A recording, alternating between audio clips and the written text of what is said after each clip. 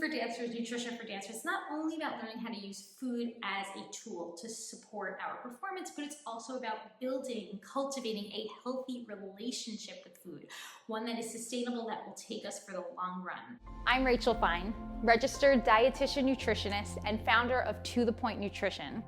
A dancer's performance is a direct result of hard work and motivation. So where does food fit into this? There's a lot of myths and a ton of antiquated ideals, and I'm here to dispel those. Summer intensive are a huge investment for dancers. They're pretty darn expensive, number one. They also can weigh heavily on a dancer's future in regards to getting acceptance into a full-time program or just getting exposure to different types of teachers, different types of choreographers, making connections with other dancers. So many dancers will travel away from home for their summer intensives. So this could be the very first opportunity that you are having, or perhaps that your dancer, if you're a dance parent, that your dancer is now experiencing being away from home for their first time. So there's so many different aspects that go into building a sustainable summer for a dancer. And it's important to make sure that they have the resources they need to build habits that are going to take them for the long run. Hi dancers, welcome back to Nutrition for Dancers with Rachel Fine. It has been quite some time since I've come on here and created a long form video. I've been spending most of my time over on Instagram, on TikTok, but you know what? I think my YouTube channel needs a little bit of loving too. So I'm finally back. I've also gone through a few transitions in life. Most notably would be a move that has really caused it to be very difficult to create long form videos. So I'm finally here, I'm settled, I'm in my new office.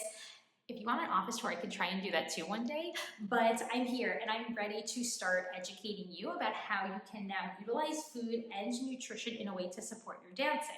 Now, when it comes to food and nutrition, one of the biggest risks that we see with dancers is the vulnerability to undereat, to underfuel. So this isn't always intentional. It's not always just because of something that I often talk about both here on my channel and on Instagram and wherever you might find me, disordered eating behaviors and perhaps restrictive eating behaviors. But that's not always the case when it comes to underfueling. So much of it can also just be related to a busy schedule. One thing that I've spoken on about here before are hunger cues, and the very fact that hunger cues often diminish naturally when dancers are both very active and very busy. So the first tip that I have for you in regard to building your sustainable summer intensive is to pack snacks. Even if you feel like you don't get hungry throughout the day, I want you to pack emergency snacks. This is where we need to have that proactive approach. I'm always talking about this. You probably hear me say this in pretty much every video I ever film.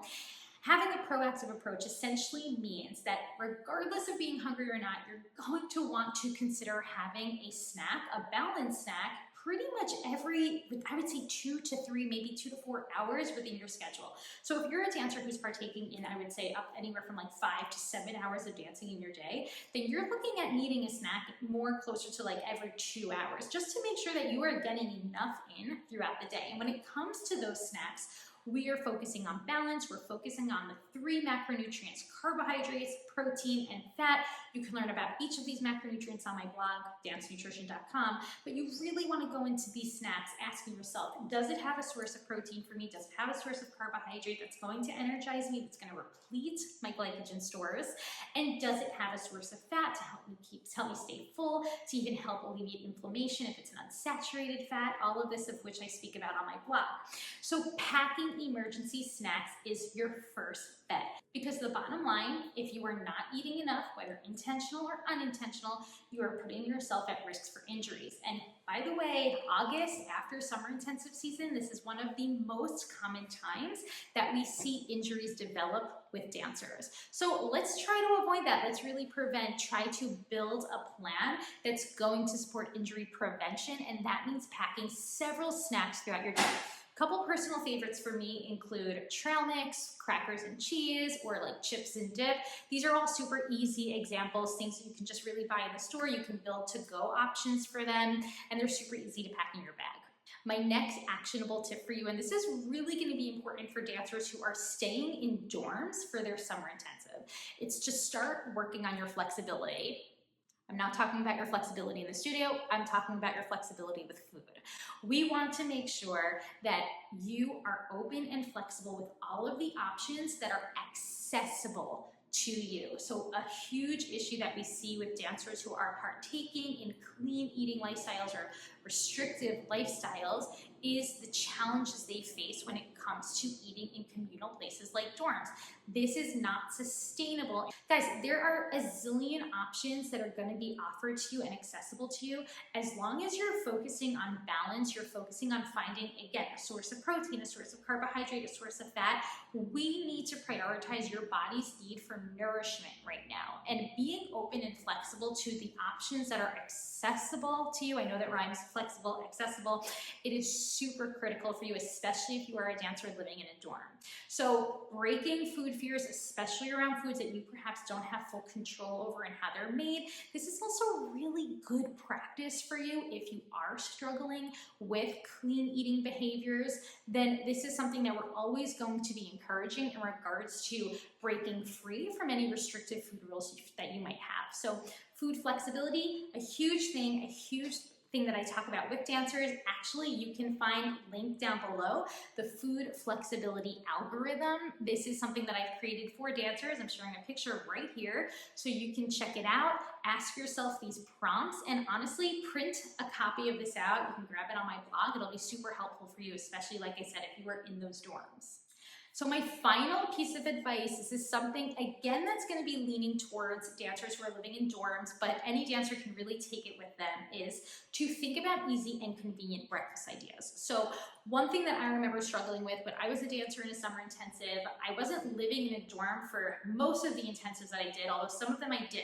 But even the ones that I wasn't living in a dorm, I was commuting a lot. I was commuting back and forth into New York City. And because of this, I was on trains, I was on subways. The idea of sitting down and eating breakfast really just wasn't that practical for me, which is something that's really common for us even during the year as well. And I think when we try to have these lofty goals of building these like very mindful experiences around food, often we fall into that all or nothing mindset where it's like, I'll hear dancers say, well, I don't have time to sit down for breakfast, so I'm not going to eat breakfast. That's not what we want to encourage here, right? We definitely want to provide our body. You guys are working super intensely throughout your intensive. We need to provide your body with the energy that it needs to do that. So at the expense of what you're working at your summer intensive, pretty much I can make a very general statement here, and I usually don't like to make these generalized statements, but pretty much I can assume that you're going to need to start your day with something. We want to think about easy, convenient, packable breakfast ideas. Even if it's one thing that I find that always works for a lot of dancers is a packable shake or smoothie. This could be a store-bought smoothie, and we pair this with something like a bar. If you can prep it the night before, something like a peanut butter and jelly sandwich, or if you have an allergy, we could do a seed butter and jelly sandwich. This is going to be something that you can definitely eat on the go, eat on your commute, paired with that really nice shake that's going to provide a bunch of nutrients in there, protein, carbohydrates, again, fats, bringing back that idea of balance. You're going to be really set up to start your dance class, and of course to finish your dance class with the energy levels you need without feeling too depleted afterwards. So of course recovery comes into play as well in regards to making sure that you have that packed lunch, that you have those packed snacks. But one thing that we often forget about is breakfast, right? Because you still might be at home. It's just the idea of sitting down and eating this very mindful breakfast might not be very practical for you, and that's okay. We always want to build habits that are practical, that are going to work for you, but we need to make sure we have the options to do that. So some really quick ideas for you: yogurt, eggs, avocado, toast on bread. And then one more tip I'm going to throw in here is to always remember hydration. This can really fall to the waistline if we're not thinking about staying hydrated throughout the day. Similar to food, our thirst, our hunger cues, they can really be off during the day, especially if we're busy and if we're overly active. So be proactive with your hydration. It's not only about water, by the way. We also want to make sure we're repleting with some electrolytes. You don't need to spend money on fancy electrolyte additions. Focus on some fruit, focus on salty snacks. These are all great ways to replete your body's electrolytes. So remember, snacks are critical. Meals are important, but if you don't have the time for a full-blown meal, you're gonna wanna prep ahead. Make sure you have options, breakfast options, a packable lunch with you. And of course, hydration. So a lot of this involves having some time to plan ahead. I have some wonderful resources for you that can help you do just that. So just do me a little favor, subscribe, and we will talk soon. Enjoy.